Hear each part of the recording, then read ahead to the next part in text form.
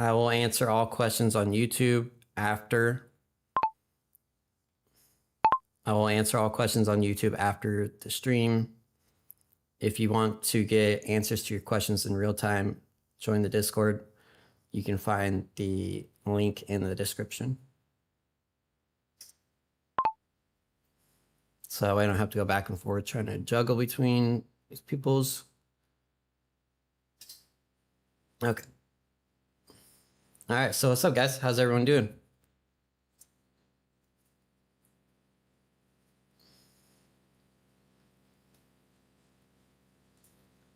Hey, what's up, CJ? Let's see who's out here. Ooh, not many people here. I guess I didn't. Oh, I didn't notify everyone like usual. Shit.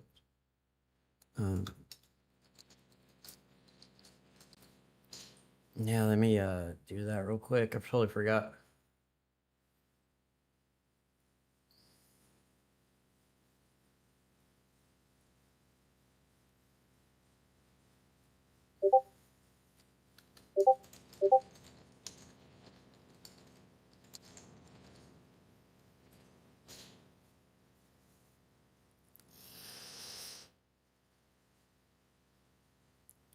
A lot of new people here. What's up, guys? What up, Money Stream? What up, Ruster? Don't be shy in the chat, guys. What up, Laser Pro? Subzabun, Next Gen. What's up, man? Marius, DeepMind, Trader PC, B. Alaka. What up, Adam? What's up, guys? All right, so the plan is we want to see price attempt to, if it opens up with a gap, we want to see if we can fill it. I do like where we're at. Like position wise, I think this is a good opportunity here if we can catch a short down. What up, man? So we got 9 minutes, right? I'm surprised this is actually held here, which it makes sense, right? So whenever you have an RTH gap, this is a RTH gap here. So whenever you have that, it makes sense that it didn't do it last night, right? It still needs to fill it during today's New York session. So it does make sense in that turn.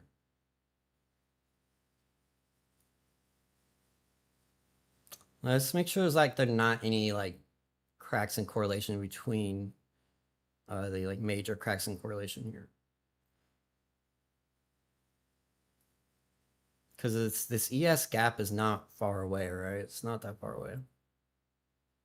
I think I don't see any that are like major that are standing out to me at the moment. I do see this low here. It's taken out by ES, so it's a SMC soup right there actually. But it's not like it's a session low or something like that. All right, let's look at the high here. Did we have a crack in correlation on the high? Okay, we did. So right here, you have a higher high on Nasdaq and a higher low on ES. This is actually an SMC soup right there. No, it's not. This looks like it. I'm almost tempted to short it before the opening, expecting price to go down. Let's see where we're at. Yeah, if we get up a little bit higher here, maybe. If it taps in that doji or something like that. 1, 2, 3 pushes up. Definitely see the broad new formation here though. So we have higher high. Should always look for this at the opening here. And then lower low. Yeah, probably should have shorted it when I had the little inclination there, but shoulda, coulda, woulda, right? All right, so the plan is, let's draw it out so I don't, because it's really easy to get caught up in the price action right at the opening. So something I like to do is just draw it out, what I want to see. So what I want to see at the opening here is push near the yesterday's close. Right in this area here, right? So what lines up with that on the lower time frame that I can use here? So we have this this area here, which would be a failure swing. It's very similar to, I think, Tuesday of last week, actually. Maybe it was Wednesday of last week. Similar setup here. So let's look at another time frame here.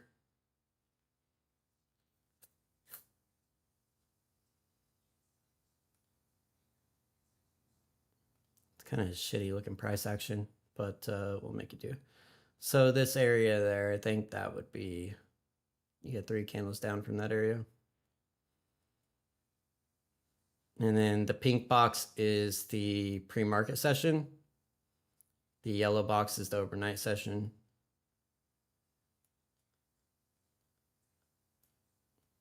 Yeah. Okay.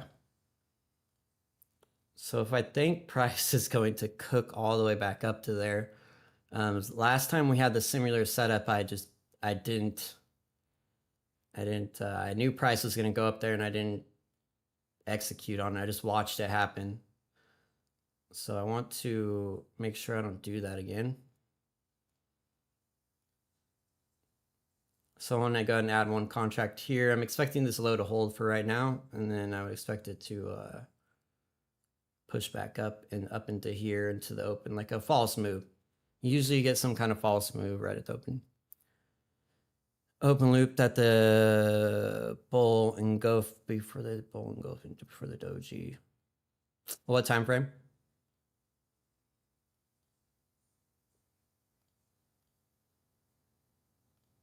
Well, I add a second contract as this pushes down here.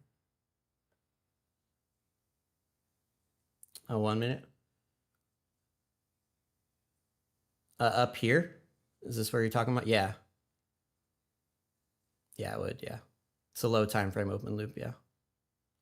All right, so beautiful to the tick, half back to balance there.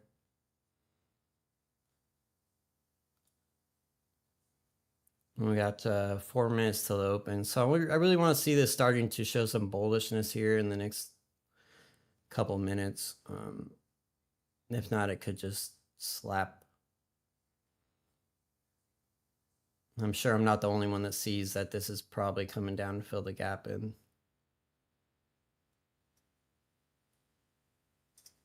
Yeah, you're talking about CJ, you're talking about this area up here, right? Yeah, I do consider that, like, it's pretty much the same thing. I'm just looking forward to putting a failure swing mainly. It's like a really low time frame area, but if you look on the 5 minute or anything like that, it's got a similar. It's just not very noticeable unless you drop down, right? If we stay on this time frame here, it's kind of like, I can't really see it, but if we drop down, it will be, it might actually come up even higher when I look here on the 30-second here. Okay, so let's failure swing. I'm gonna have my finger on the trigger here because I really like how it's coming back down here so aggressive.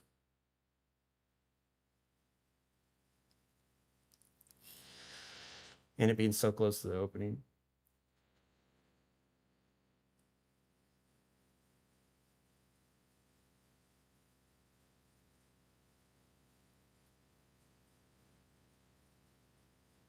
I probably could have scaled out there. I just didn't quite have the amount of points here.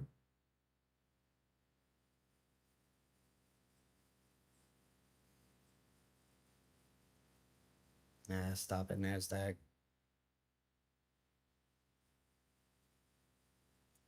Save my stop right there. That's what I was afraid of it doing.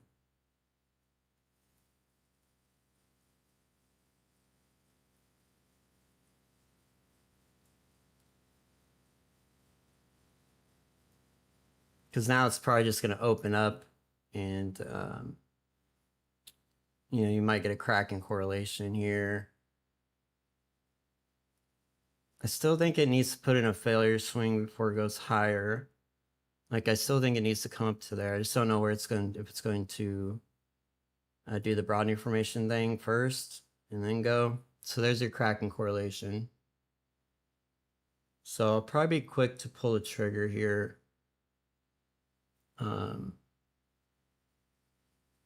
if it gives me an opportunity. So there's a half back there.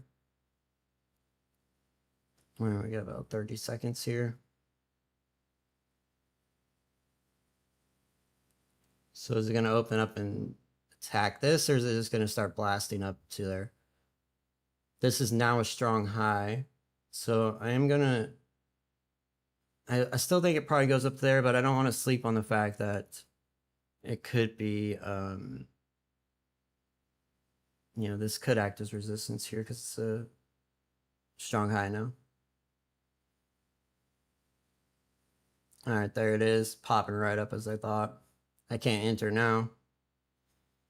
Ah, I did it again, dude. Every fucking time I do this.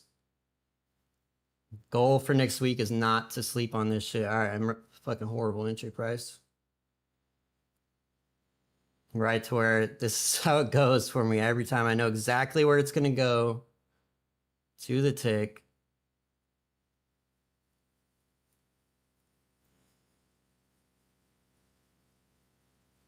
It's not that hard to do. Like CJ, you're probably getting it now. It's not that hard to predict where it's gonna go, right? You guys have seen me do this time and time again, right? Like it's just rinse and repeat.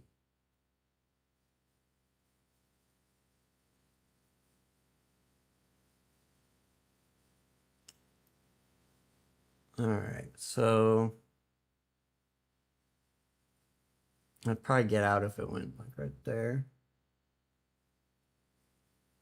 So that's 7 points. I probably should have scaled out there. That's about 10 points.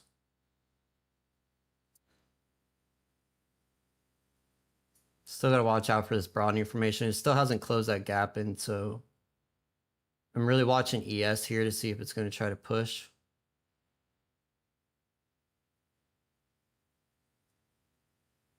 Horrible entry price. Like I should have pulled the trigger quicker there.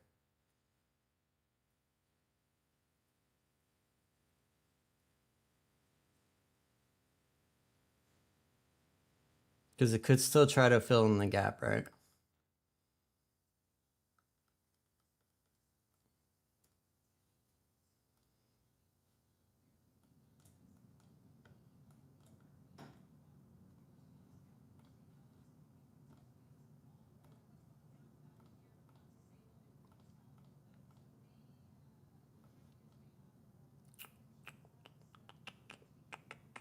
Finger on the trigger.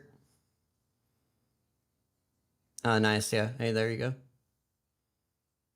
But this move up to here was like, I knew it was going to happen. I just didn't have a chance to enter in safely. I don't know why I'm hesitating here. ES just doesn't seem to want to participate, so this is a low time frame broadening formation here. We have higher high, lower low, higher high.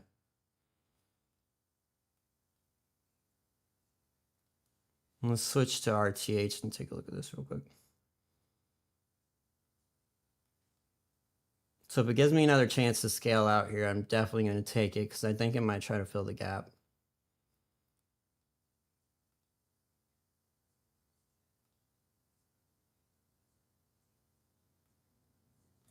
All right, I'm out right there.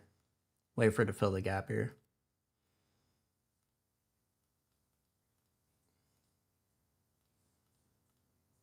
It's another higher high.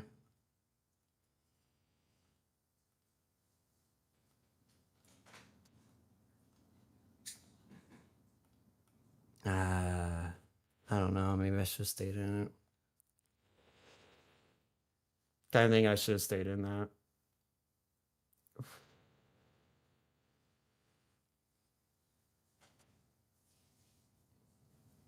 I think that it tapping into this low here might be the, like, it's not going to fill the gap.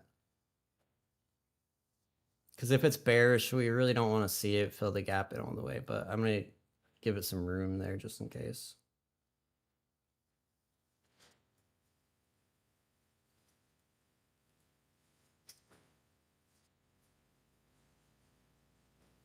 Because right, it's very close to there.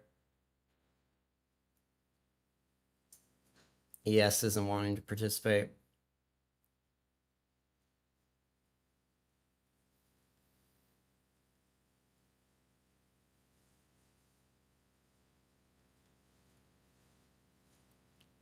Let's switch back now.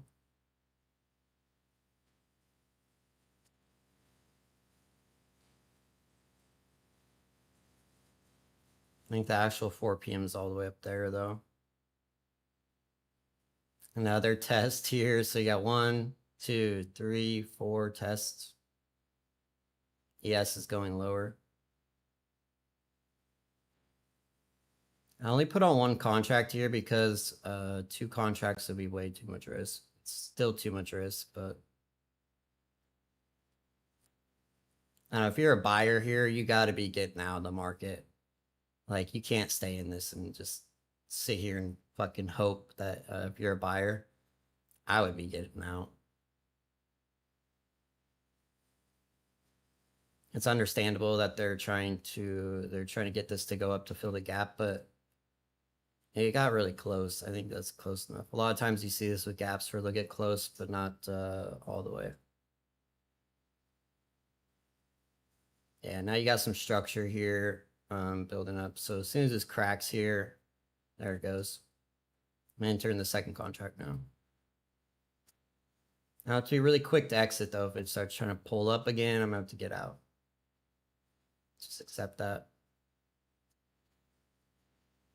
All right, run it.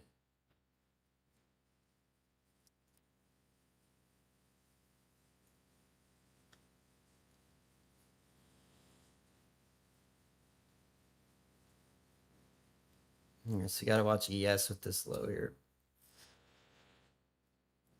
And now I wouldn't expect price to go back above that area, so we must stop. Not that I would allow it to go up there anyways, but I just wanted to give a little room. All right, so technically my risk, my stop being there is 15 points. Now it's 12, so we need 1 more push. There it is. All right, I'm taking 1 off right there. Now it's a free trade. I can't lose on it. Even if price comes back up there, I'm still good. It's not that hard, right, dude? Like, we predicted where price, like, you guys saw it, right? Like, I predicted where price was going to reverse to the cent, exactly where it went. 10 minutes before the open, I predicted that level. And this is like, I do this every morning. And once you get the hang of it, you can kind of identify these areas, and they're not that, it's not like people make it really hard because they're trying to identify things that don't exist. They're trying to trade based off of an idea of an algorithm that doesn't exist in this market. And that's their issue. It's just not trying to make something that isn't. All right, so we do have a cracking correlation here with ES taking that up. All right, so price is probably going to do a want support flip to resistance here. The 714 area. Let's go ahead and put a line on that bitch. Then we'll look to add back into this here. Touch it. I missed it. They got close. I was being too picky. It's just when you add on like that, I accept all the risk up to, I probably have to accept the risk up to there. So I missed it. Maybe it pulls all the way up and closes that in, but probably not. What are you doing, ES? What are you trying to do, bro? Where are you going, ES? You ain't got nowhere to go, man. Look at it trying to pull up here. Like, what's it doing? It's got nowhere to go. It's not going through that. Nice, beautiful swing high form there. Let's look at the next drop here. If ES stops pushing up or whatever, I don't know what it's attempting to do there, but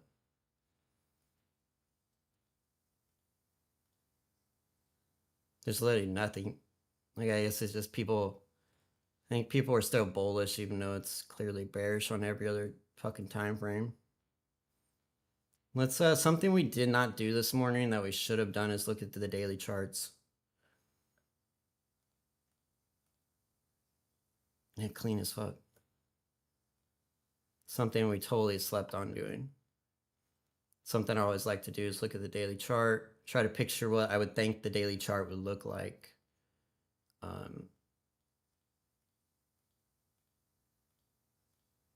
Okay, I just see expansion downward, honestly.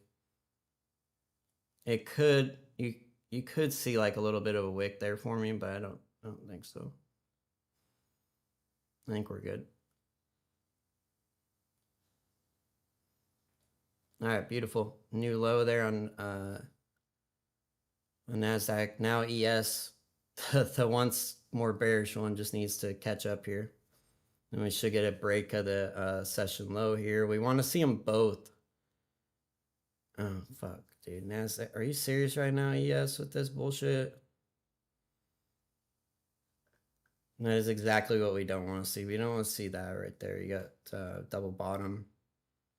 Well, Nasdaq took it out. That's bullish as fuck. All right, we can remove that. Remove that.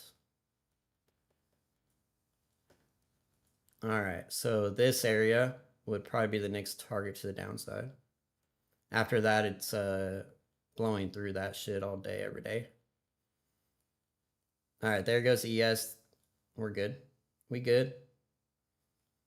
And it's stress-free, right? We already scaled out.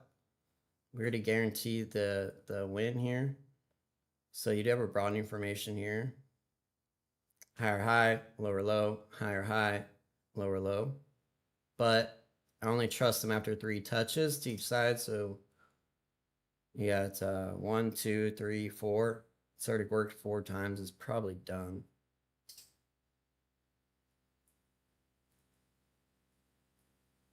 I don't see price getting back above that shit right there. Be really surprised. So you guys that were with me last night, remember we talked about the setup in depth last night. Strong low break, right? Then what happens? After you have a strong lower high break, what happens, guys? Anyone remember?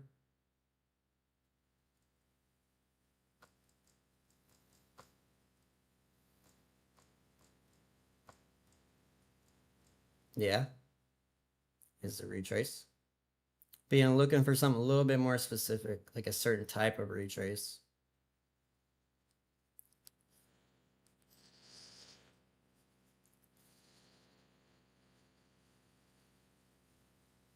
Hey, there it is. There it is.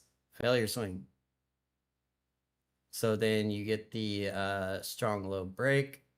Price then comes down to here. And what's it do? It puts in a fucking perfect failure swing. I just was able to predict it happening ahead of time. Like I saw, like in my mind, I could see it happening, playing out as it did there. So your strong low break, price comes back up, test up here, tempting, drop back down, and then you get the failure swing up to the 70. So the green line there is 70, the red line is 80, 70 to 80% retracement to the tick. Yeah, like literally. I'm glad I started the recording before because it showed like this is where I expected price to go. So it's literally, you can't get any more precision. Like a lot of people talk about ICT's precision. I don't know. I would say that it's not in comparison to what I'm doing. I don't know, dude. ES is on some bullshit right now, dude. I was just thinking that. I was like watching it, like, why are they trying to push up so aggressive? I just don't think people understand what's going on. I think that we're gonna have a breakaway here in a minute. There's a lot of stops built up here, stops built up there. So once this cracks here, and it's probably gonna jump hard because I think that people were looking at you know, expansion, consolidation, possible rotation up. So I think that's what I think. There's some people still trying to enter long, expecting a rotation up, but I think they're reading the market wrong here. So hopefully, so I think we did just have a cracking correlation there, though. I think that's what the issue is. I think people are still trying to figure out what the fuck is going on. Yeah, it's obviously confusion here, a lot of confusion. Once it cracks and then we get like like some momentum, you know, some candles in a row here without a doji. I think we'll be all right. If we go 10-minute, it looks way different, right? Then it doesn't look so funky. It's also broad information, so. Here it comes. There you go, ES. Once we get ES, let's see what YM's doing right now. Look at this bitch.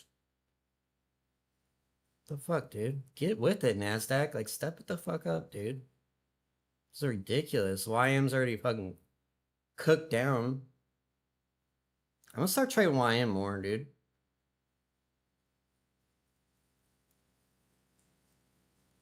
That just made me mad. That just like pissed me off. Like sitting here trying to get fucking Nasdaq and ES to move. Well, good old fucking YM's over here cooking. Put in a 185-point move. Just cooking. Where's Eric at? Is he sleeping, bro? He needs to wake up, dude.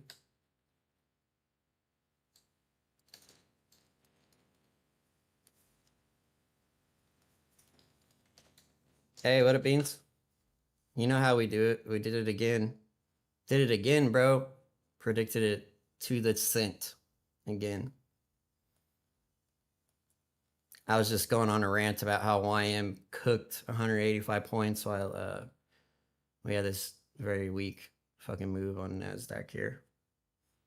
All right, so we're coming into this target here. If I had if I could scale out here again, I would definitely, but I cannot. Let's see what ES is doing. Just chilling there. So we really want to see it go through there. Yeah, I don't want to see that half back, like that black line. I don't want to see that get engaged with. So when I draw these boxes, guys, it's not that box. That box is not my target. The middle line is my target, and the top of the line is my target. So just so you guys know that are new, like that box is never my thing. It's funny.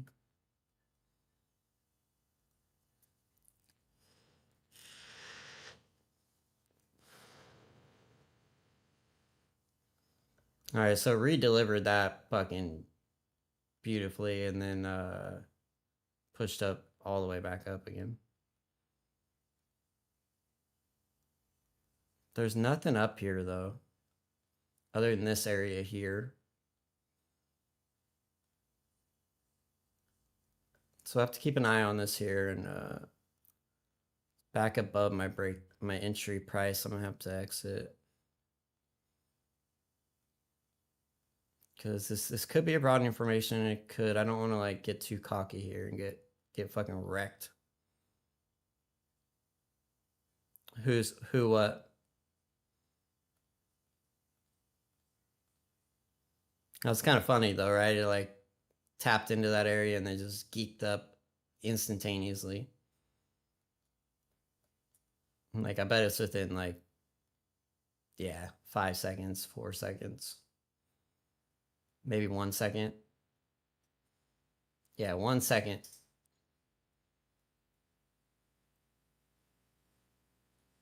So if you look at that area, it's a good, we look back here. So you guys that trade ICT and whatnot, if I can ever get over there. Look at ES just pulling up. ES is trying to fill that gap in.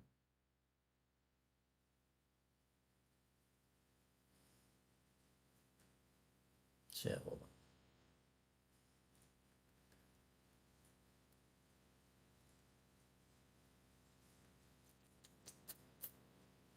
All right, so we should get a cracking correlation here. Son of a bitch. That wrecked my account. Guys, I should have just exited there like I said I was going to. Now I'm going to pull the trigger on this double top that's about to happen here. It's about to double top here.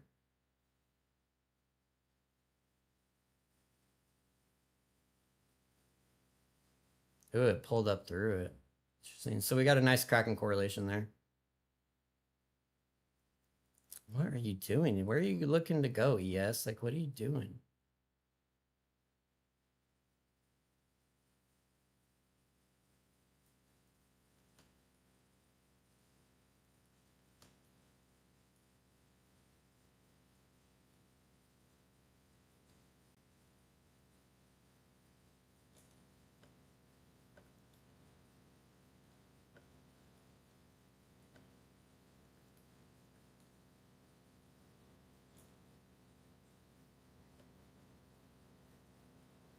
Alright. See if that's what it was. I'm not sure if that's what it was reaching for there.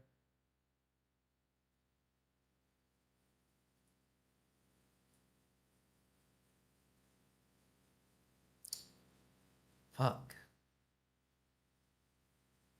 Broad informations, man, are tricky. Alright, so there's a tap in the midnight opening. I'm not sure what ES is doing. Can't really. Maybe go to higher time frame and see here. That cracking correlation there, though, I should have seen that. I didn't see it. ES didn't take out the overnight session low. You did. I missed that pretty badly there. Kind of fumbled the trade. So now you got a bunch of trap buyers there. So you actually had a strong, I ignored a couple things. I did quite a few things wrong there. So we had a strong high break, retracement. You had that 1 second candle that went from 674. So I should have used what I should have followed my rules there as I came into an area of interest. One time frame, I got cocky. Break a one time frame, and I should have exited right there. Booked the $400 profit, but I chose not to for whatever reason. So we got a top of the broadening formation there. I'm just not sure what the fuck ES is trying to do. I get what Nasdaq's doing with the broadening formation. I can see it tapped into that doji there. I get it. I just don't want to enter short. And then, like, I like the short here on Nasdaq a lot. I just don't understand what the fuck Nasdaq is. It trying to like fill the gap up there? Like, I guess maybe it was just filling that gap in. I just don't want it like trying to go up to there into that gap there, or like close in that loop from the regular trading hours. So wait for a little bit more confirmation here.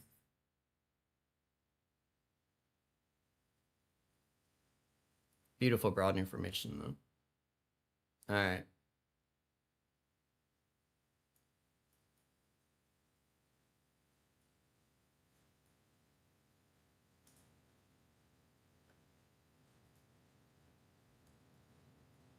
We also have this area up there. We don't want to sleep on that.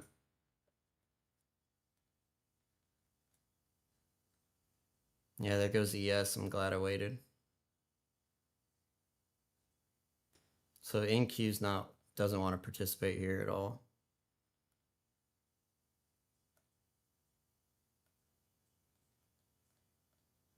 So if we drop down, this would be our strong low.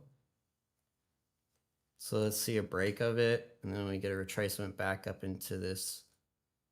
So there's a break of it. Now we want a retracement back up here, hopefully. Hopefully it'll give me one without just geeking all the way fucking down, which it might.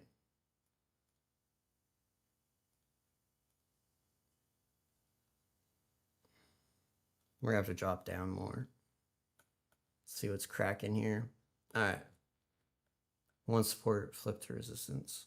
Or once support, we're gonna flip that bitch into resistance there.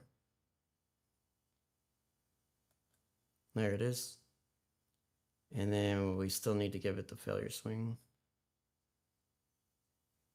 That's only 7 points. It ain't too bad, actually. Looks like more points. I think we're just used to higher volatility.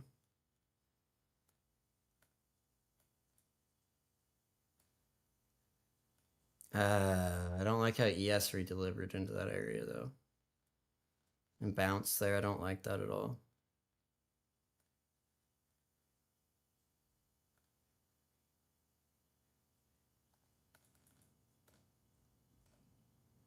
Price just froze there for a second. This is not normal. I don't like how ES double topped up here either. I'm gonna get ready to exit this. I don't like it.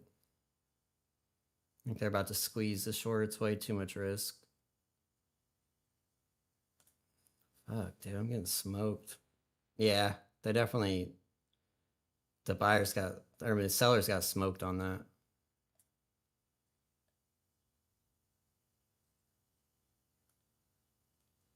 I'm not sure about what it's doing. I'm gonna have to be more patient here. Risked way too much on that trade as well.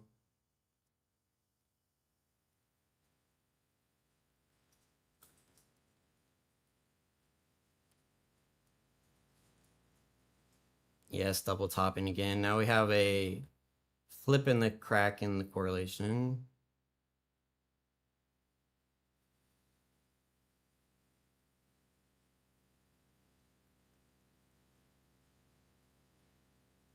Let's see what time it reversed yesterday. Like right off the bat, it pumped into there. So my guess is it's probably this low, this area is what it's reaching for here.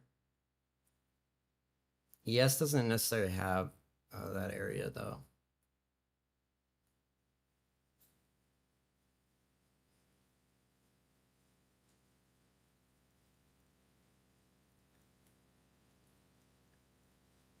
Yeah, so yeah, I like how it's pushing up into there.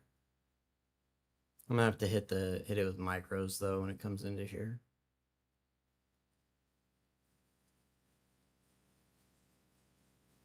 Beautiful cracking correlation there, really beautiful.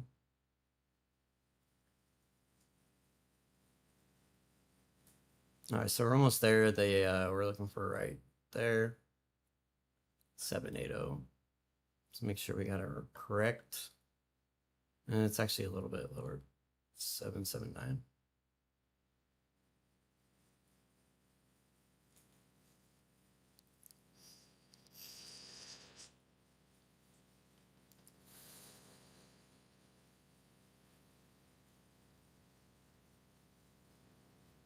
Yeah, so when Nasdaq takes this out, we'll have a nice cracking correlation to go with it there. Because I don't think ES is going to get above this high.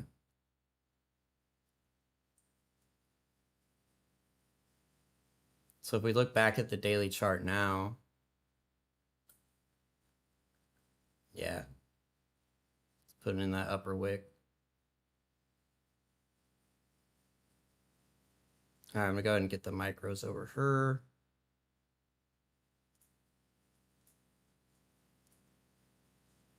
So I'm almost there. A couple more points here. I'll put on 10 micros. I'm gonna have to give it a little bit of room up into there though. Probably not a whole lot, but some.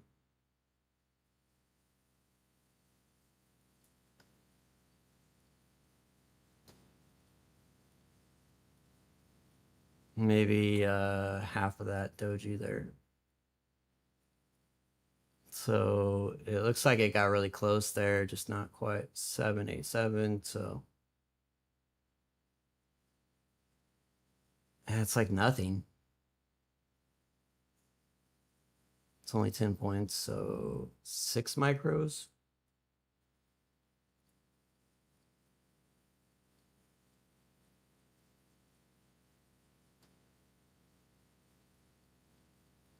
Oh, man.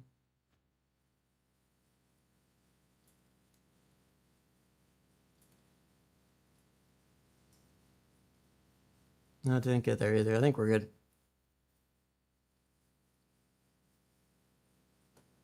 Nice, nice. I think this is probably, it might go without me here. We'll see if this could be just a trap. It is a weak high though, so that's very good. This is your strong high. Usually these highs though,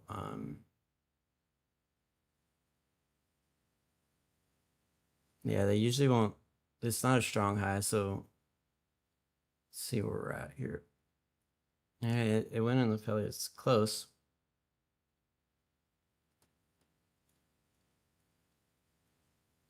I'm just not 100% sure right now if it's going to continue all the way up into there.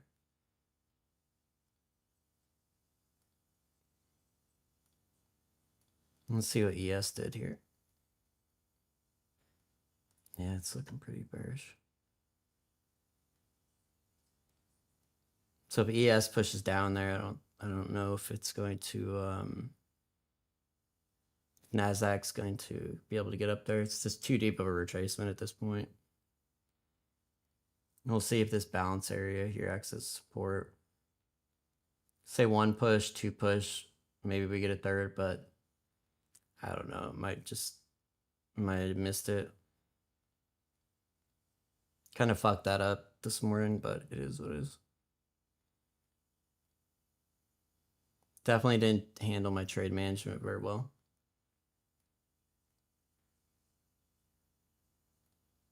Getting cocky, the market will punish you for that shit. Here's you bragging at any point. Just it's definitely good about that.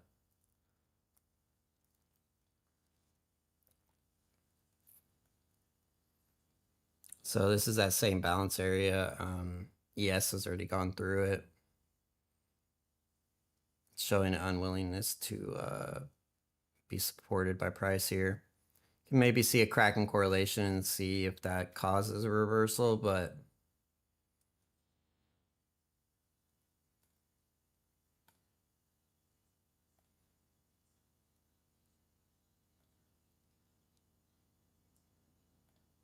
this is 40 points.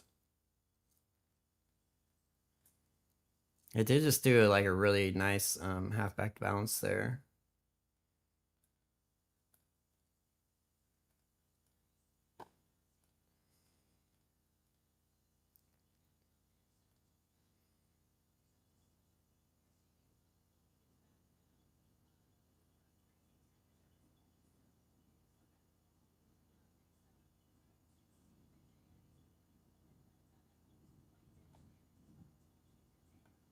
That broadening information is on point here as well. I think it's like this.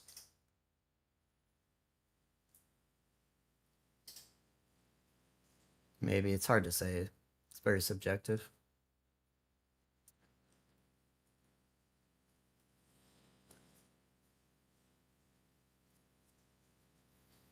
All right, so if it breaks one time framing down here, I'm tempted to try a long, because I do think there's a chance it tries to go up there, but I'm not really convinced of it either.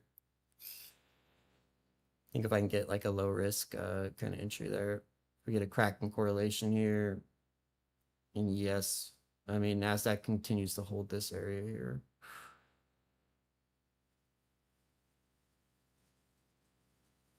Right now, it's not, the buyers aren't looking like they're going to be doing much here. I don't really know, like, if 777. Let's go hourly here. Get off the lower time frame for a second. Take a look.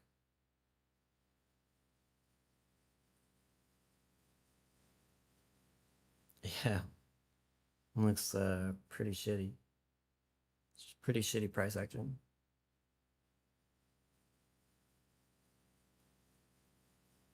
I don't see anywhere it needs to go higher here, other than that really low time frame area I have identified. But so you got the cracking correlation. It did hold that that area. So I'm gonna try one contract here. What's up with that gap? Why did it put the gap in there all of a sudden? That's super weird. You guys see that? What is up with that?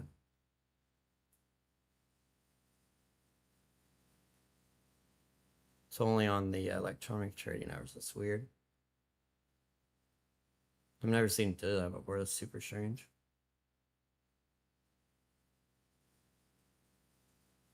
Yeah, it's still one time framing down. Exit that. I didn't notice that until right now.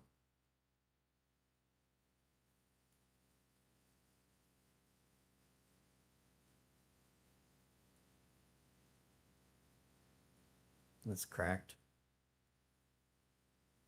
What is up with that gap?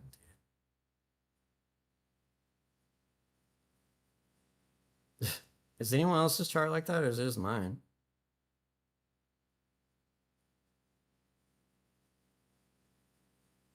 This is about to rip down without me. And I can't do anything. I don't have a setup to enter in here. Like, I'm telling you, it's gonna rip down right now. I'm gonna miss it. But that's part. You don't have the gap. Super weird, dude. That's part of it, guys. Like, sometimes you'll know the price is gonna do something, but it's not my strategy just to, because I know what it's gonna do to enter.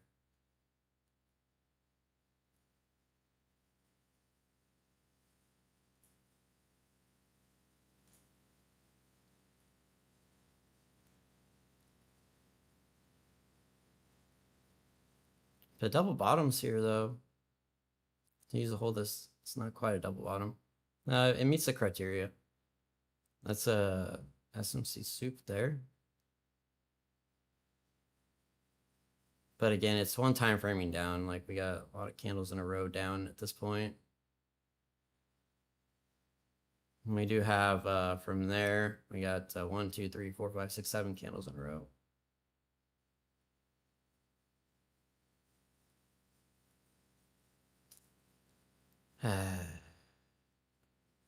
I want to enter into this so bad right now, but I'm practice discipline, guys.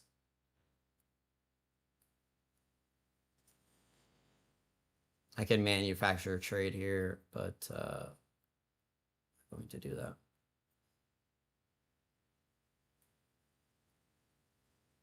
I don't think it's a good idea to chase it here, especially as this is coming into that area there.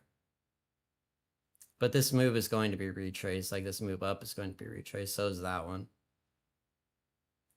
If it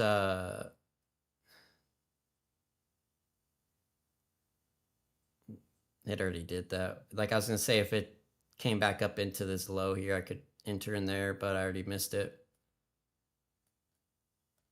There it goes. And I think this is something you gotta be okay with.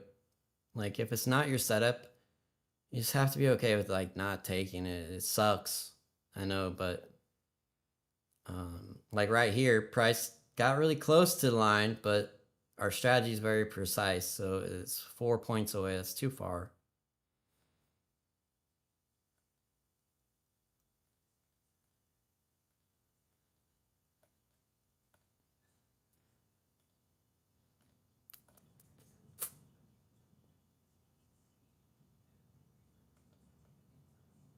So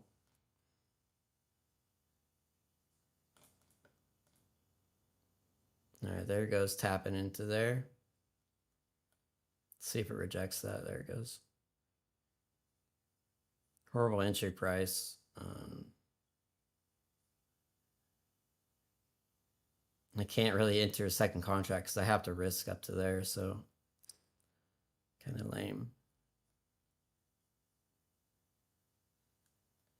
Maybe should put on micros. I didn't expect it to reject that so violently fast.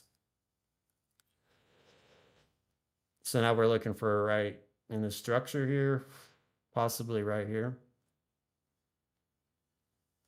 Ignore the fair value gaps, like they don't really matter. Yeah, we got to watch ES though. If ES taps on the structure first, we need to be aware of that. So we finally broke that strong low. So what I'm concerned about here is that we break the strong low. Are we going to get the retracement, the failure swing?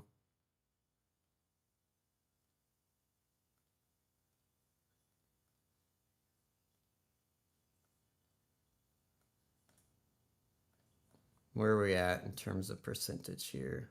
If we're right back at the openings down there, right? Yeah, very close to the opening here too. It's right there. So you always want to watch how it interacts with the opening price. There we go. Yes, preferably we want to see it push through any structure here and not put in the failure swing. That would be optimal. But I definitely would not be surprised if it tries to pull up into a failure swing. We're still 3-minute one time framing, 1 minute one time framing. We've not had a since here. We have not had a close above the previous candle's high. So this is one time framing, beautiful one time framing. All right, so both targets tapped into there. So now if it is bullish, this is all pretty well redelivered on the way down. So we're going to find out right now if it's bullish or bearish here, because it's going to go through that doji there if it's bullish.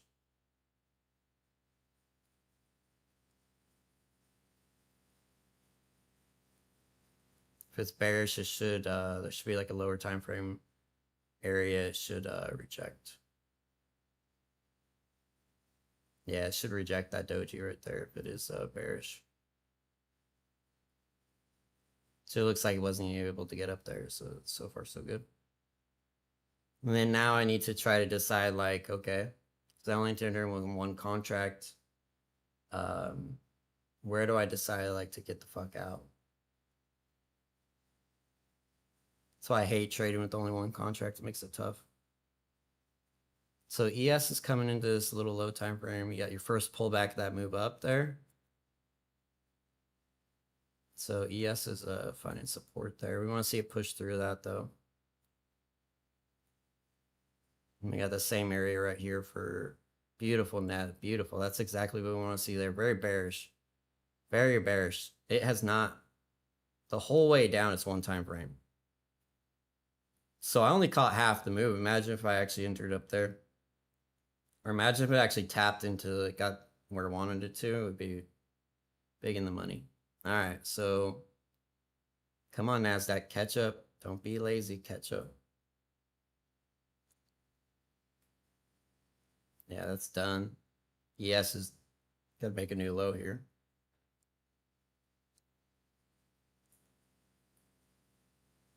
Ripped right through that balance area, very bearish.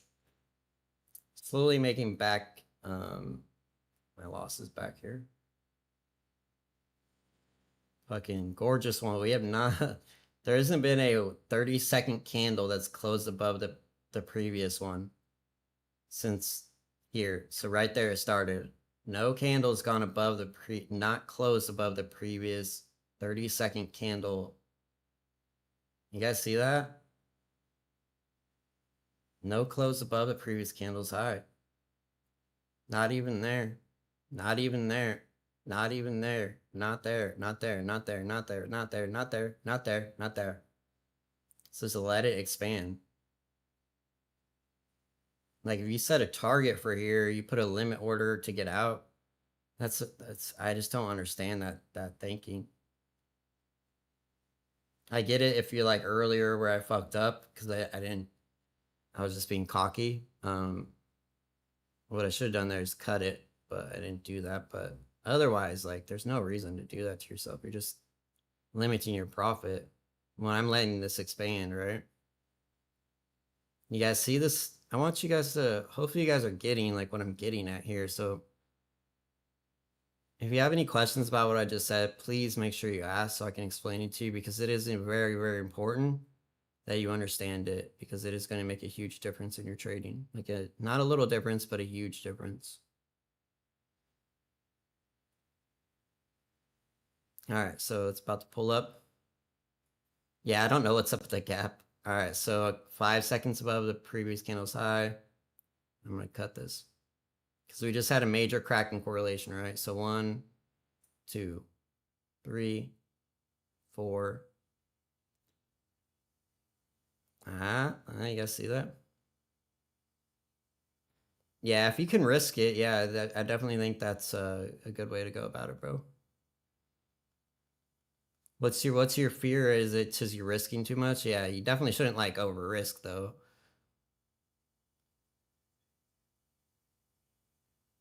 So what do we have here? We got a cracking correlation. ES has taken out the previous low of the session, while NQ has not. So we're probably gonna get a rotation up here. But it's still one time framing, so I want to let it do its thing until it's not anymore. Because it could just do another leg down. We'd have a gap right there. There's definitely, but I would love a re-entry in right into this area here. All right, I'm gonna go ahead and get out there. I'll re-enter right here.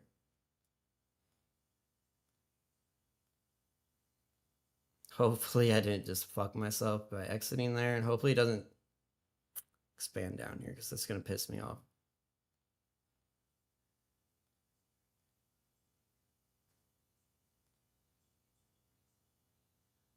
You son of a bitch.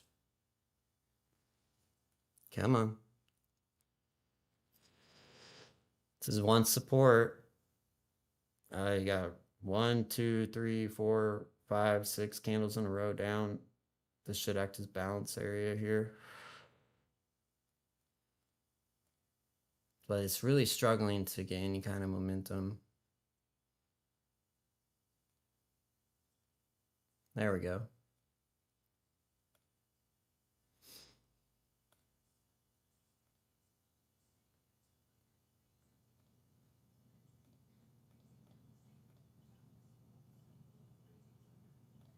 All right, I'm gonna go and pull the trigger there because it's been doing this a lot lately where it gets, if it's really bearish to get, we get really close to it, but it won't quite touch it like it just did. So I'm going to enter there. Stop goes at the just below the half back there. It's too many points though, so I have to have a mental stop here where I would exit, maybe up here. Oh wait, so I'm going to scale out there, right? Go and scale out here. 1 second. Because it could, on a higher time frame, it needs to, it probably needs to rotate up higher, right? On like a 10-minute, whatever. All right, so I'm gonna scale out there.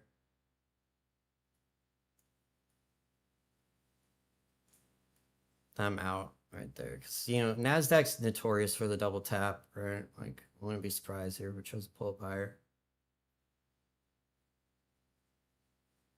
Yeah, looking at the 10-minute though.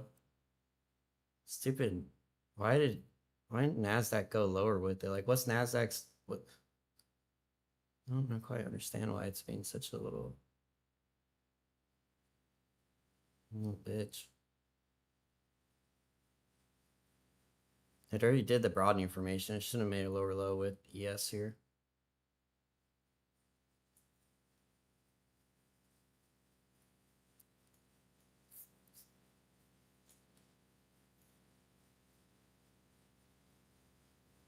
So we're starting a one time frame up, right? You're ready to exit this. But ES is not, right? Like ES is not doing that. So if we go to a 3-minute, we should see price probably up here. So if this 3-minute candle tries to close higher here, I would expect maybe a rotation up into there. But it looks like we're just going to continue downward here, guys.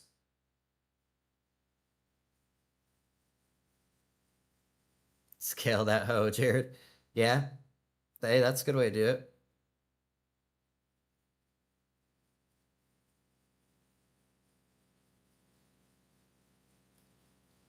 There's nothing wrong with that, Beans. I think that's good for discipline. You're building discipline up.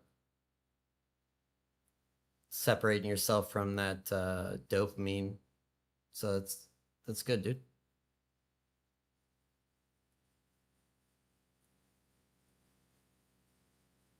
No, not really. No.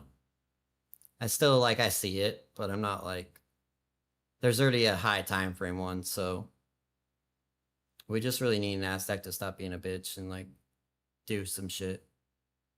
Stop being a little pussy.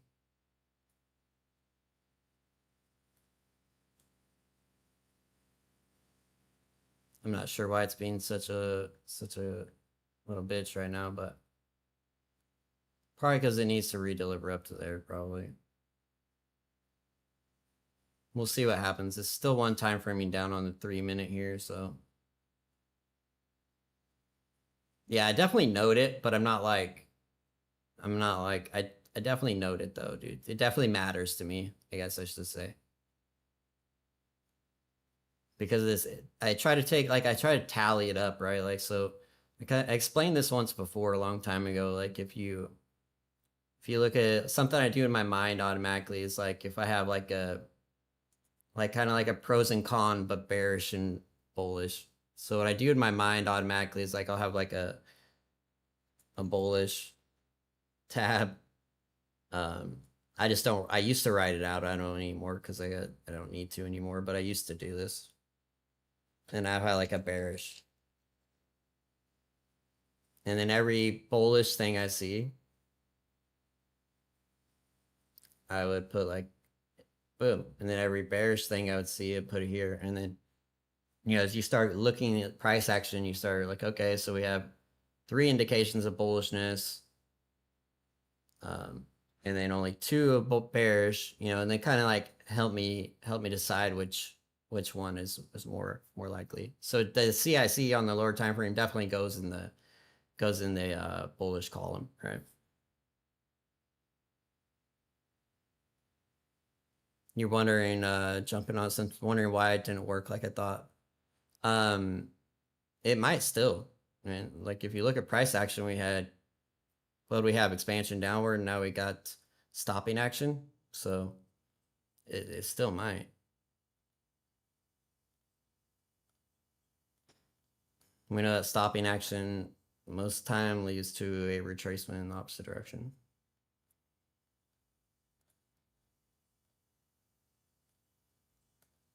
But if ES is really bearish, which I hope it is, it should keep Nasdaq from doing that, hopefully. But you have a very nice lower low while you have a higher low here, so definitely crack there.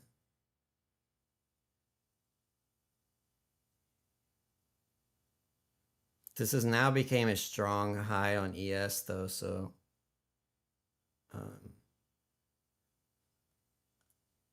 but Nasdaq is notorious for the double taps, right? Like it likes to put in a high, higher high, and then go lower. So getting ready to exit this here.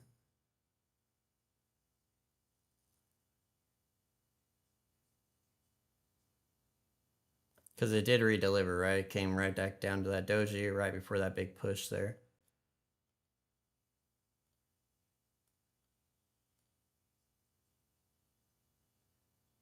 Let's see what it looks like on the 3-minute. We're still one time frame. We're still one time framing down on 3-minute though, so.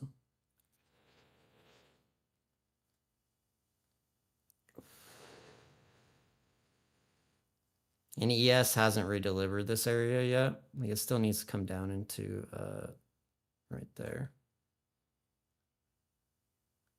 Doesn't mean it won't swing up though first.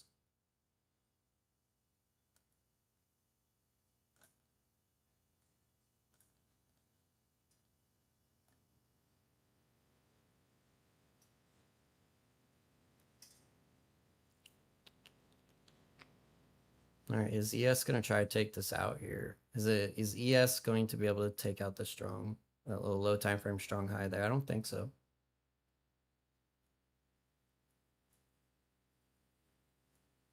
So now we should get a cracking correlation on the opposite side here.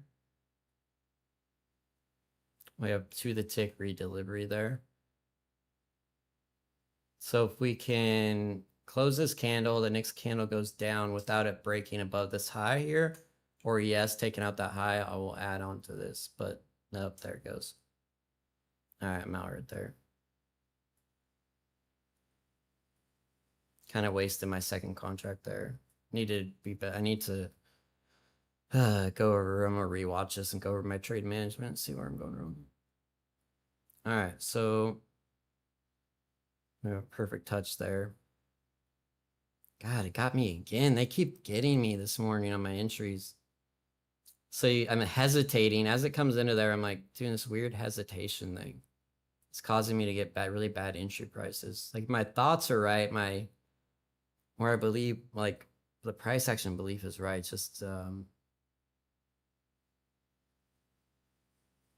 Yeah, it's some hesitating. All right, I'm gonna scale out there. Beautiful. Like it's super easy because I'm not. But if I would do better at managing my second contract, I'd be back to green here.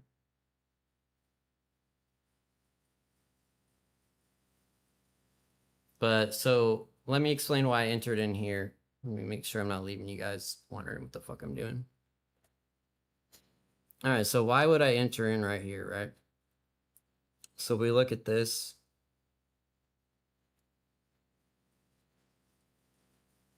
Yeah, so you had like a low time frame consolidation that happened here. Price came down right here, right? Pushed up. This candle opened, pushed down, pushed back up, pushed down, closed. Whoosh. Right? So this here becomes balance. I just understand that this is what it did on the lower time frame without having to drop down. So then when it redelivers here, closes in that open low time frame open loop to the tick like that, it was very precise, right? The precision is the element that I should have pulled the trigger like preferably like in this area up here, but I kind of hesitated there for whatever reason. I don't know why. But you guys see how that on the 3 minute doesn't look like it did this, right? Like this kind of, it doesn't look like it did all that movement, right? But it did. It's just you can't see it necessarily. But there's doji there. That's what a doji is, right? Yep. Up, down, close. And when it's very, very, very, very precise like this, like our strategy is very precise. So when it's exactly, you also have one support flipping into resistance. Probably the easiest, most slept on fucking trading concept that's ever existed is one support flipping in that bitch into reverse. It is like the most slept on fucking thing. People like to turn it into something and make it fancy or something. It's literally just one support, flip that bitch, flip it. Any low, flip it. Any high, flip it. If you can line it up with redelivery. The confidence in those taps is growing nice, yeah. Really, I mean, people be sleeping on me, dude, like they're sleeping on that right now. I think there's some people that use Quant Tower in here, dude. Yeah, I think I don't they used to be quite a few in here. I don't know if they still do. I think everyone's tested it out a little bit. I think Geo's really familiar with it. No, I've heard only good things about it though.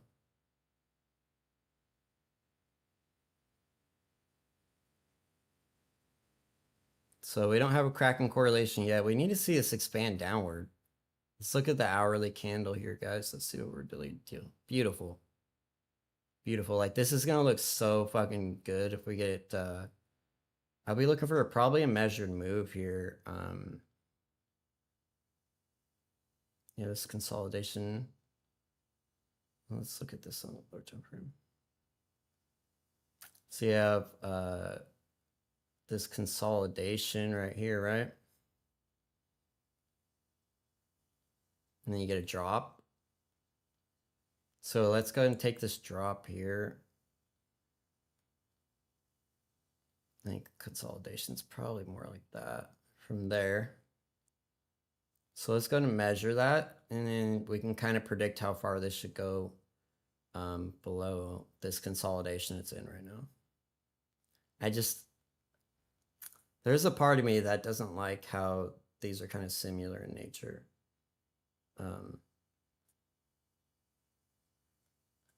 But anyways, let's just get the measured move on there so at least we have an idea.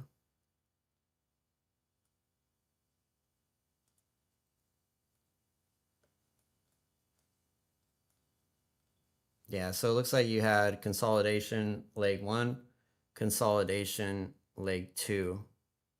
So I think we can take from that low to there as like a measured move. Then we'll see if it lines up with the gap fill perfectly, because it really should. Usually it will. That's a little bit much. Huh.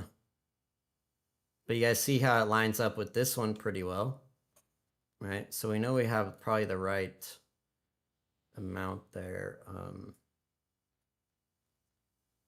Maybe just the wrong area. Oh, so you do have this high here. I didn't see that until right now.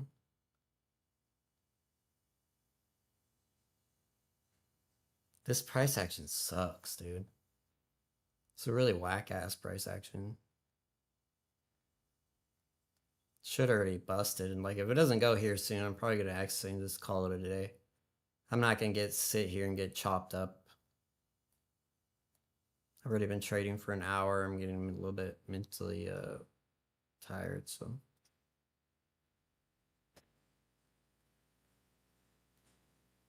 Because what happens if you start getting really bad price action and you've already been trading for a little bit, you're going to go into tilt. You're going to make some bad choices and you're going to fuck shit up. Not in a good way. You're going to fucking blow your account. You're going to buy a eval, blow that bitch up too. And then you're going to be all upset at yourself. So when you start seeing this kind of price action, it's not going. It's better just to fucking move on. Come back later. Come back tomorrow or whatever. It's a holiday week. If it doesn't, I'm going to set a time here. We're coming into 10:30, so we're below the gap. I like that. So we're below the gap there. Because we opened up with that gap, right? So, yeah, we're below the gap that was opened up there. To there. So we're below that gap. If we were inside the gap, I'd be a little bit more like wary here, but because we're inside the gap, I think we're good. But I'm gonna set a time. If we don't break New York low by the next 15 minutes, I'm done. Because I'm getting tired.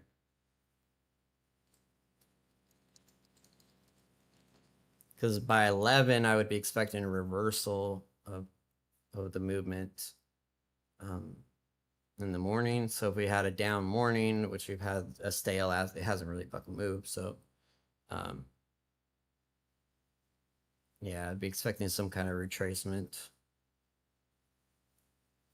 to start at that time.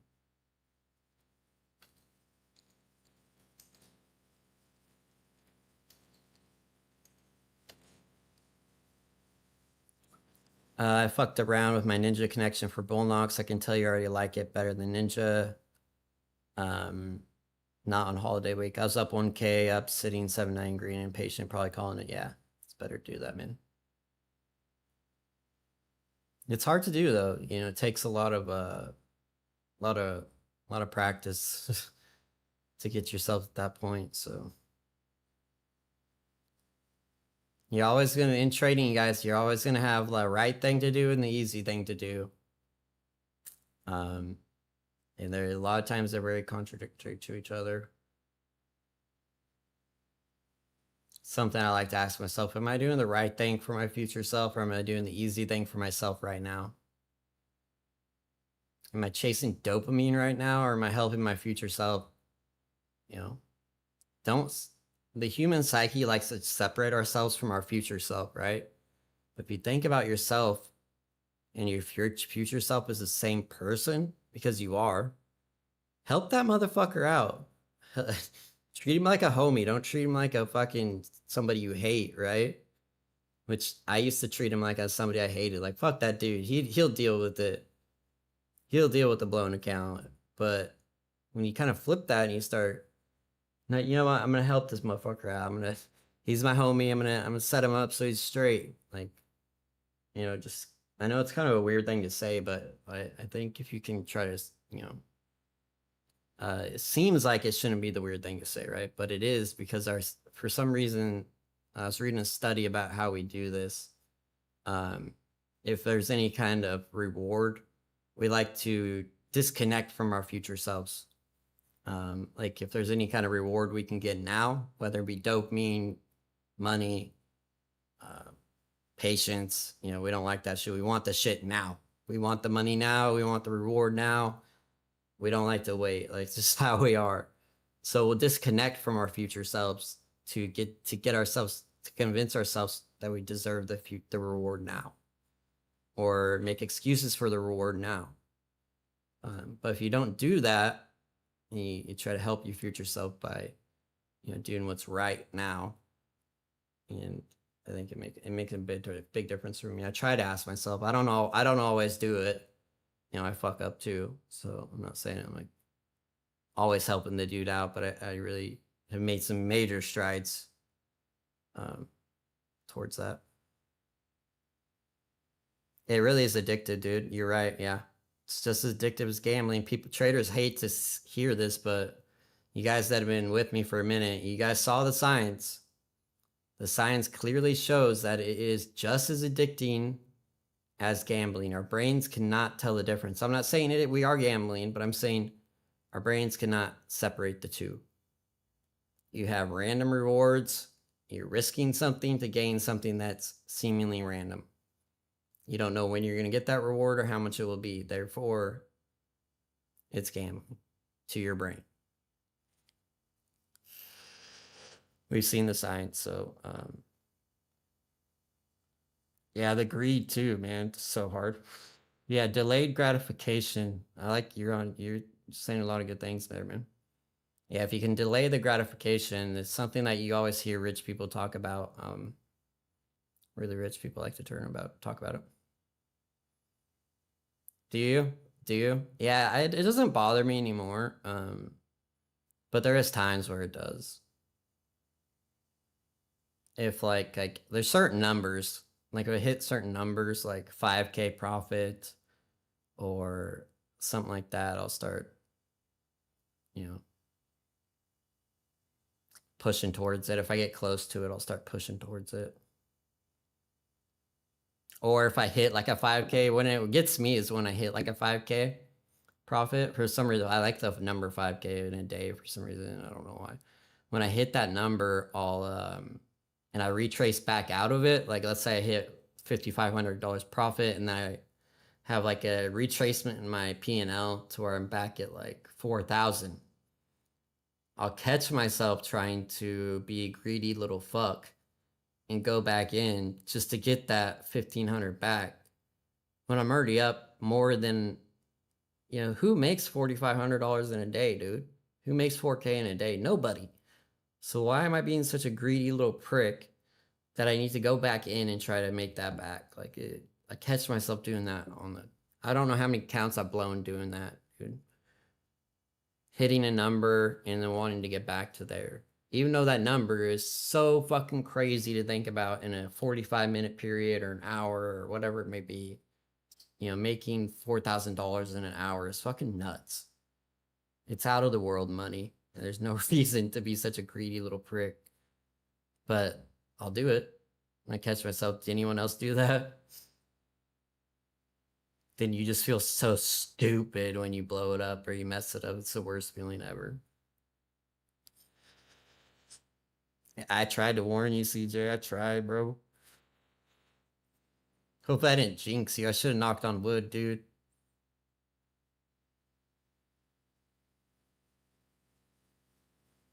You had a number in your head, yeah. I knew you were gonna do it though, because I did it, dude. And I just knew it, dude. I just know how it goes, dude. It's something you gotta learn. You gotta learn from it, dude. You gotta do it a couple times, man. And you learn.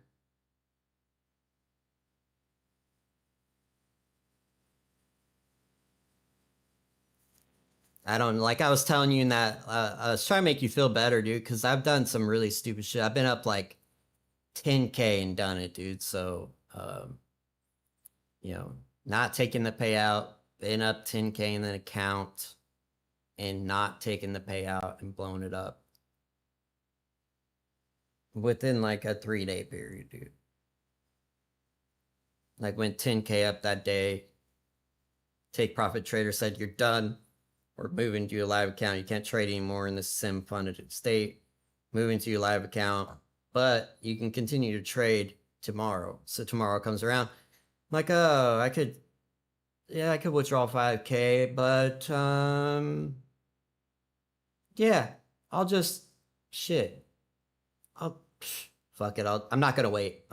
I'm fine. I got a buffer, and then go in and trade it. That's what I was trying to tell you. Like, don't trade it, dude. Once you hit that number, you want to withdraw. Don't just wait. Because once you go back under that number, dude, it's like mentally just fucked. What shattered me was the fact I blew up my goal of getting that. You technically got it though, dude. Like you may not actually like secured it, but you hit the profit target. You got past the evaluation. You got past the drawdown. There's a lot of milestones there. I would not sleep on, dude. Really big milestones, dude. Passing an evaluation for one is a huge fucking milestone, dude. I don't think it's celebrated enough. That's why I tell people to fucking post about it, talk about it, dude. Because it is a big accomplishment. It's not easy. Most traders cannot pass an evaluation responsibly. They can't. And most traders can't do it consistently. If you really think about it, most of them are YOLO in their shit. One lucky trade gets them there. But most traders aren't consistently able to like, consistently pass it.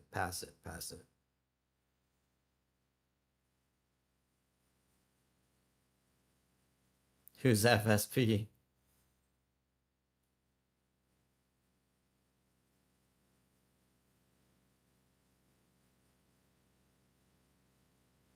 Yeah, I think that's dangerous to do it. But I also know people that do it like that, but it's not. Oh, gotcha. Yeah, I think it's dangerous doing it like that because I don't think you should change your trading. Once you get in the funded account, you should just trade the same way. Because you did something right to get in the funded account, right? So why would you change your strategy? Nasdaq, I swear to God, dude. You stupid. Busted. Such a pussy. Look at this little lame-o just chilling there. Just drop it, Nasdaq. Stop messing with me. It's gonna drop it here. Is Nasdaq, is ES about to redeliver? Yeah.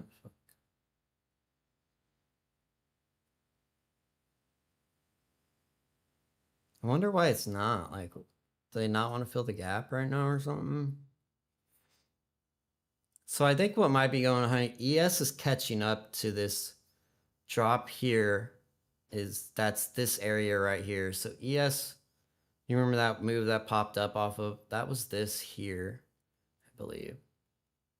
Yeah, so it popped up. So ES is already, NQ's actually already redelivered that area. So right now we're seeing ES kind of catch up. And it's just chilling there, allowing ES to catch up. It does have like a, it's going to drop off a cliff look here. So I would kind of expect if it's going to be bullish, I would expect some kind of near a double bottom here on NQ, hopefully. I'm going to have to say if it goes back above that high there, I got to get the fuck out. Because right now there it goes. So let's see if it can take the low out. But I think the way it's like just chilling, it's just chilling there. We're almost at my 45. So let's see here. We got an hourly candle closing here.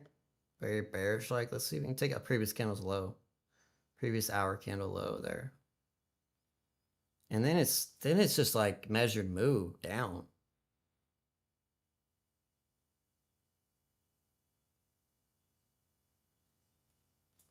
I feel like I'm like missing something. Like, what is the ish?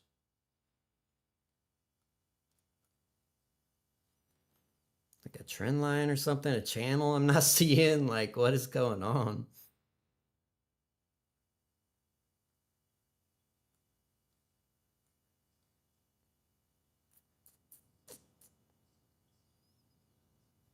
Yeah,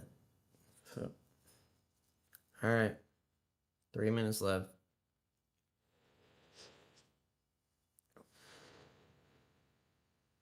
What I don't want to happen here is it like pull up fucking all quick like with like some fucking like it did here. I don't want that to happen again.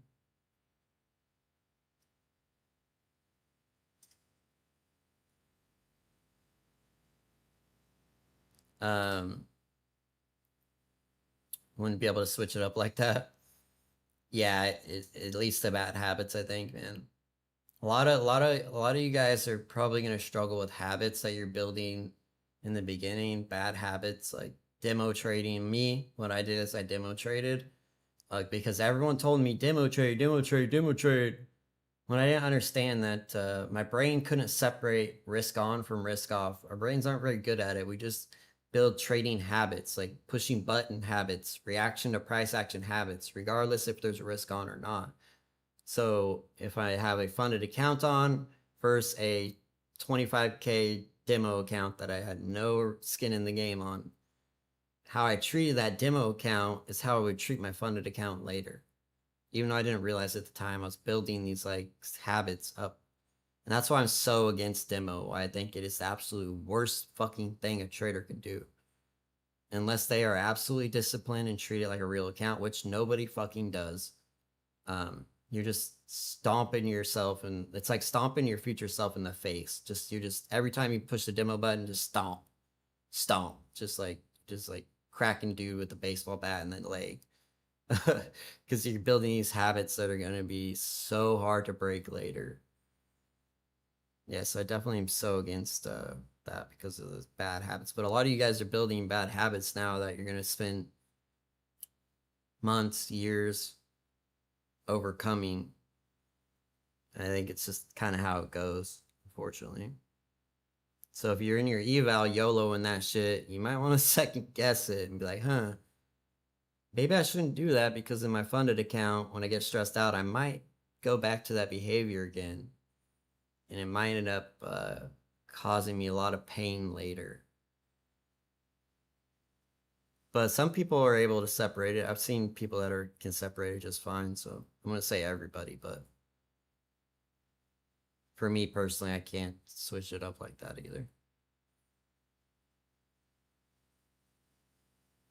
A lot of you guys have seen like me go through struggles of discipline. Like I go back and forth with it, right?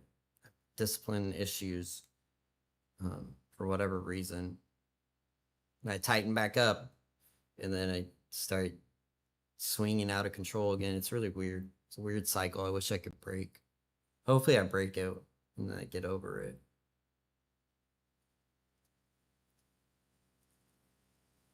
I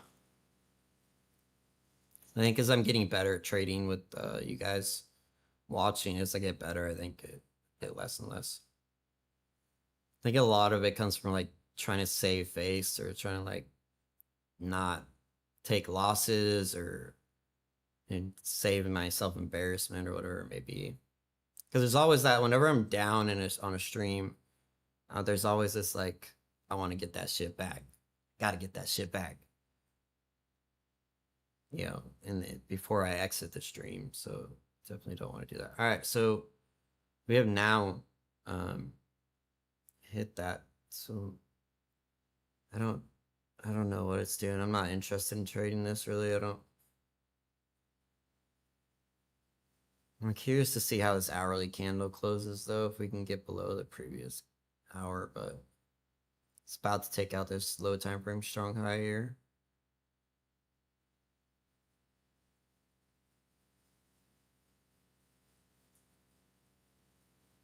Yeah, son of a bitch. It did exactly what I didn't want it to do.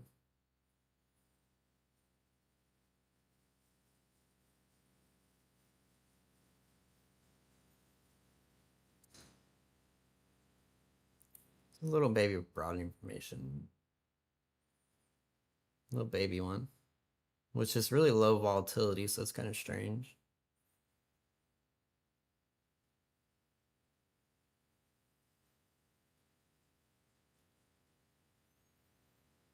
All right, so we come back, redeliver that drop there. Broad new formation.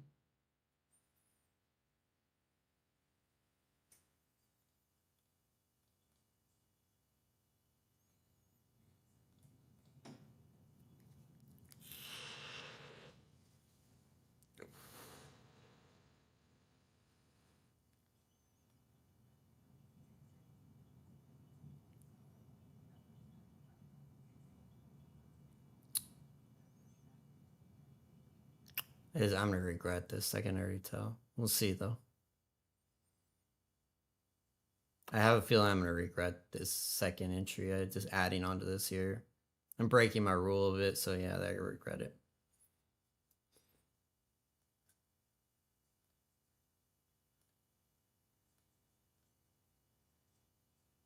So I'm not supposed to add on to trades if I'm not positive for the session. What is it doing? Does anyone know what it's doing right now? He just sizes up or passes them. Oh, yeah, I could see that. Maybe here, I guess. Maybe there.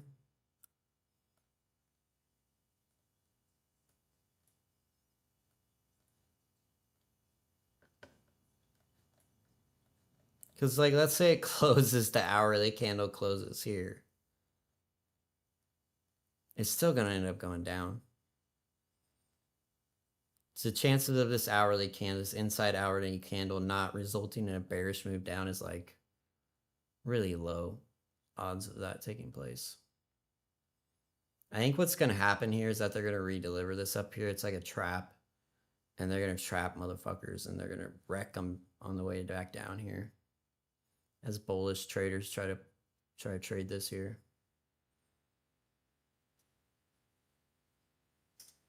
So there's the absolute perfect redelivery there.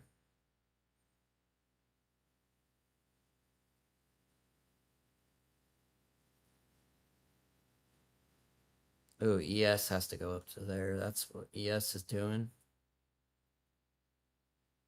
Nah.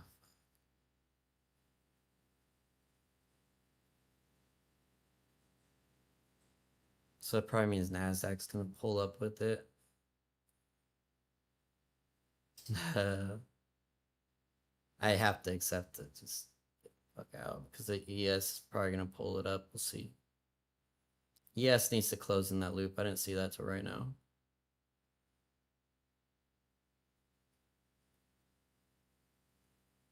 So if we get Nasdaq to just stop, well, ES pulls up. I think this does continue lower.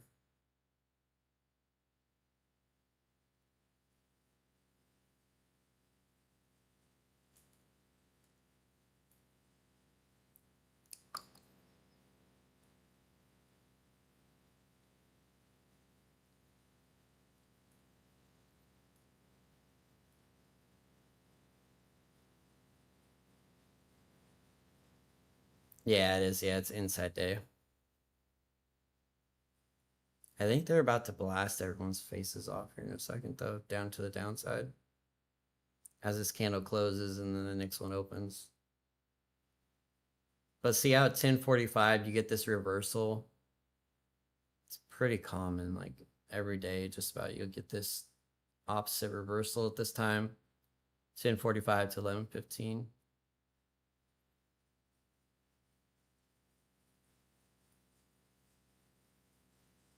There it is.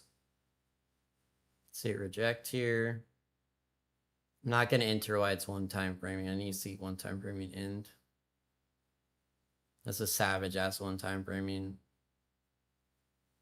About 100, almost 100 point one time framing up. So ES redelivered there. Closed in that loop there. Should have retraced down now. Need to see it take out the previous candles below.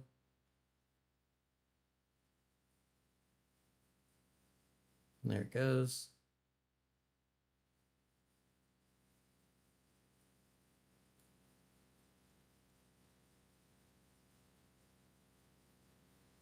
And now I think what I think is going to happen here is this next candle is going to, oof.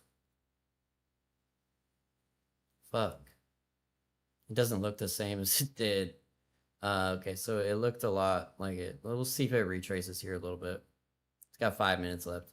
If it can get back down the halfway of this area here, near here, I think it opens up and continues down. But if it closes up here in the top 25%, that's not gonna be good. That cracking correlation there, though, beautiful. All right, guys, let's wrap it up though.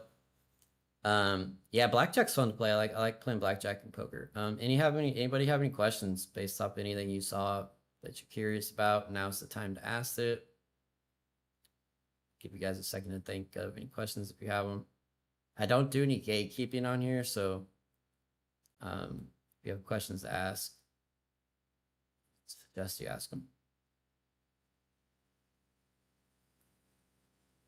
There goes fucking ES trying to push up. Damn, this is some not good price action. So we had a cracking correlation there.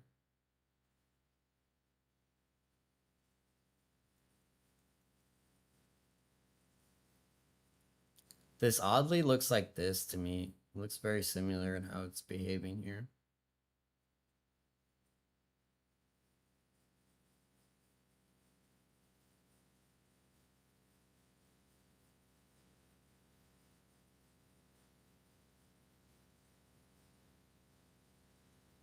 Not my best trading session here. I pretty should have stopped after the opening there. Because we caught that move down and I mismanaged my trade for. I'm gonna have to go read back and watch and see what I did wrong. But we caught the move to the tick. Beautiful. Couldn't have asked for a better fucking entry. And then somehow I mismanaged it. I have a 60-point move down to where I'm exactly to my target there, and I somehow mismanaged it. I should have stopped because I like catching this move right here. It's very easy, you know, like 15 minutes there is very easy for me. So I want to go back and watch, like, did I yeah, I'm curious to what I did there. Because I think that was definitely the move. Any questions, guys? I saw some of you guys type and you stopped. Don't be shy, guys. This fucking gap. So it's not there on backward adjusted. That's interesting. I wonder if it gets filled.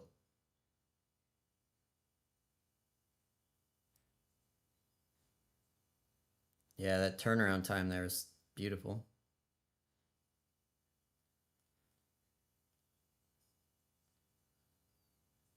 Yeah, so 10:45 to 11:15. Look for reversal.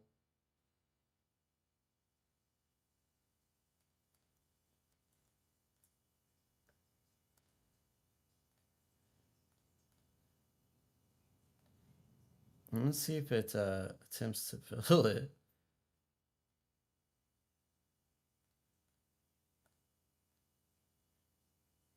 Yeah, I did. Yeah, I just wish I had a P&L to go with the with it, but not today. It's all right. Made some mistakes early on. It's hard to almost got back to break even, but then these last two trades that I took after I said I would stop kind of ruined it. Which I should have. It's been an hour and a half. I should have stopped at 45-minute mark. So it is what it is.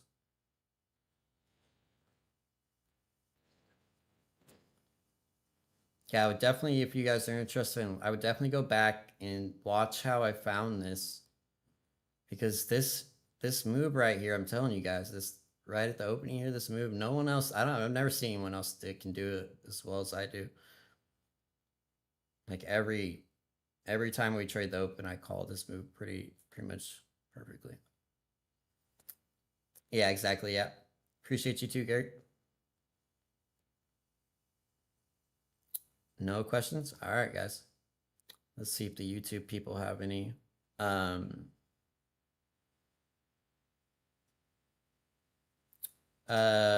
King Chops, bro, how do you know when price is targeting the next halfback area? It's a good question. So the next one, how to know like when it's targeting it. Hold on 1 second here. Let's see what that, it filled that gap in perfectly. What in the world is this? What is this? That's weird that it filled it in and rejected there. And that shows up on the backward adjusted. I wonder if it really gapped there. Like I wonder if it priced, there wasn't any buying in there at all. Because that would happen if there was only, if there was a lack of buyers in that area. The order book would skip like that, I think.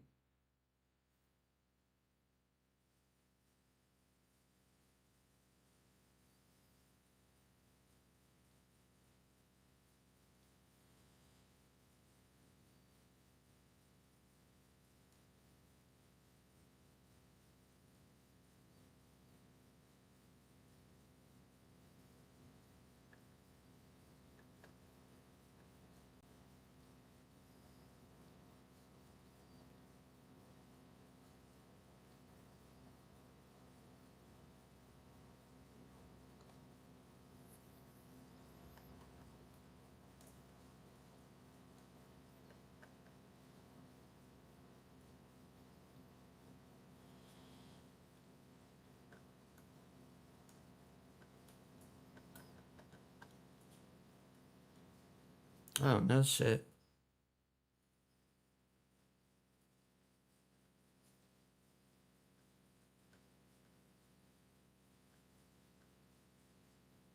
Yeah, there's literally no buying that took place in there.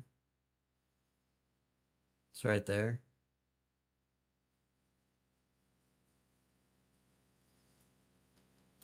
Yeah, it's a...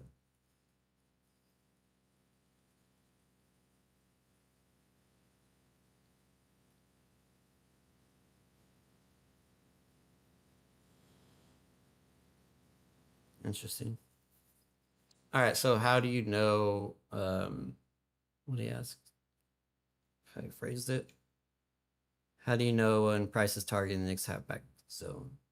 So the way a redelivery works in general is like this. So you have balance, imbalance, balance, right? And then when price comes back up here to fix this imbalance and come back into balance, you then will get a rotation in the opposite direction. Now, anytime redelivery is complete, you get a rotation in the opposite direction. We saw this all day today. It's very aggressive today. So you had this 1 second candle that went from 674 up to 710, right? So you had balance right there. Redelivery, get the rotation in the opposite direction. Back to balance, rotation. It's all about rotations. So if it goes through a rotation point, then you can be pretty certain that it will how do I phrase this?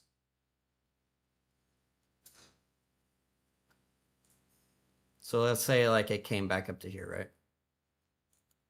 You could still be bullish, right? But you should expect it to come into here, and then you get like a rotation.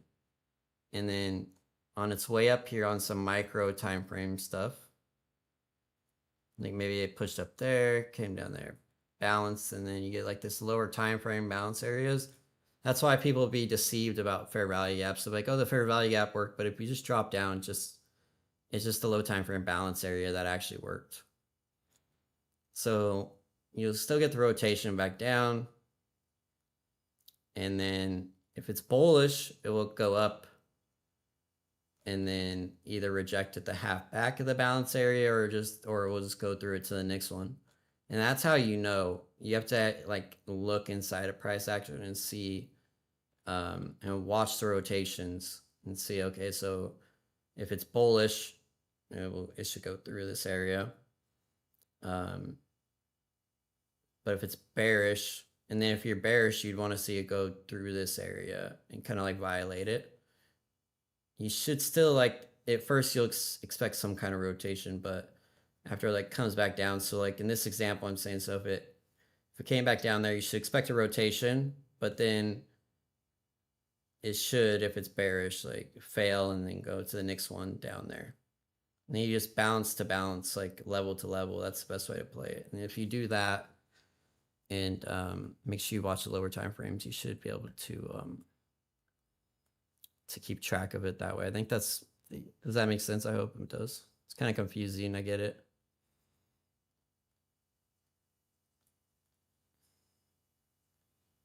So right here is actually a good example of it.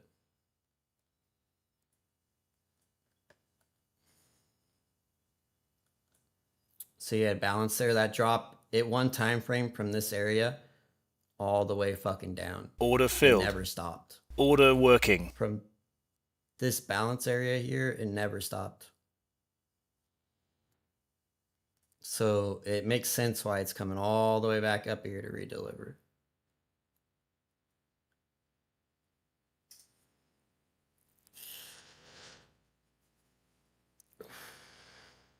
Yeah, you're welcome. Any other questions though? I would expect price, if it goes through this balance area, I have no idea where it's going, but I think it could be trying to actually make it up to that level I had there earlier. Keep an eye on that level.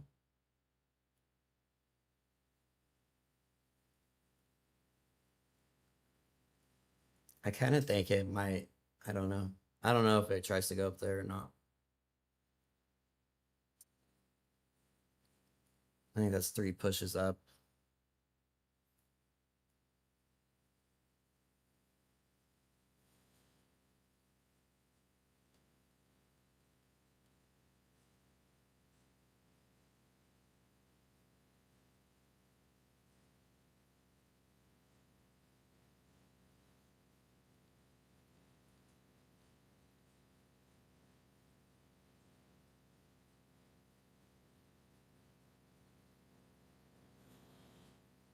Lots of different time frames. So I believe price is fractal, and so I always look at multiple time frames. But if I were to say like the one I enter on the most is probably the 1 minute, 30-second or 1 minute.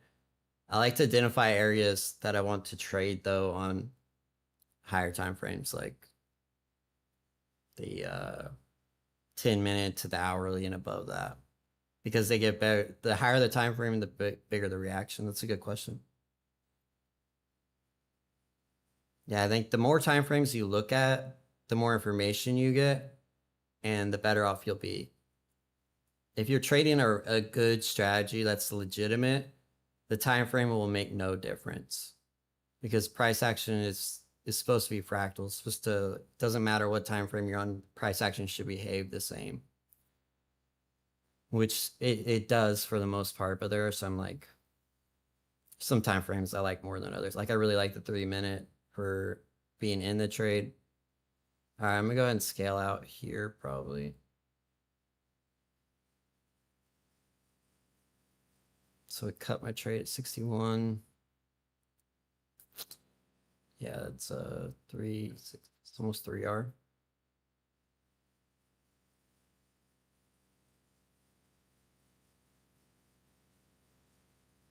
See, I'm getting mentally tired here. I can't get myself to exit when I'm supposed to.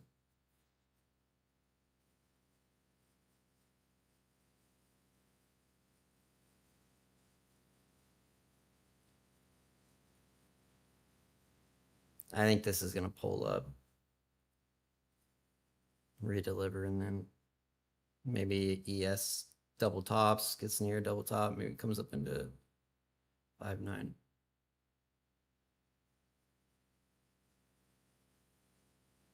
And which do I take my entry on? Yeah, the 30-second or the 1 minute. Definitely. I think it's good to pair, like if you can pair it with the high time, so you should be pairing your time frame. Order cancelled. Like you want to be pairing like point of interest, and then have a which should be 10-minute, 15-minute, hour. The higher the better, right? because you get a bigger reaction from that area, bigger risk to reward ratios. It's kind of like a cheat, right? If you do this, it's kind of like a cheat. If you nest it with the high time frame point of interest with a low time frame entry model, it's like you get a cheat code because you get small risk, but you still get that big ass high time frame reward. That's the best way to do it. It's not always easy to do it like that, but I think that's the cheat code for if you want big risk to reward trades, like, you know, the RR's on point with it, then that's, you know, if you want, you know, 5 RR trades, 10 R, that's how you get them. Nice little failure swing there. Order filled.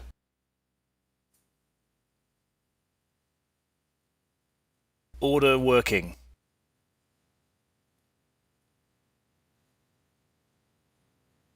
Which time frame chart? Same person. Welcome to the Discord, man. Any other questions, guys?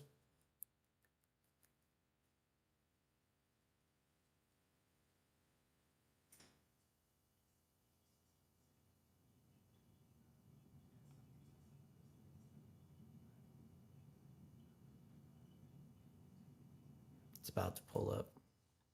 I'm done. I'm just not too tired. All right, guys. I'm out of here. Peace out.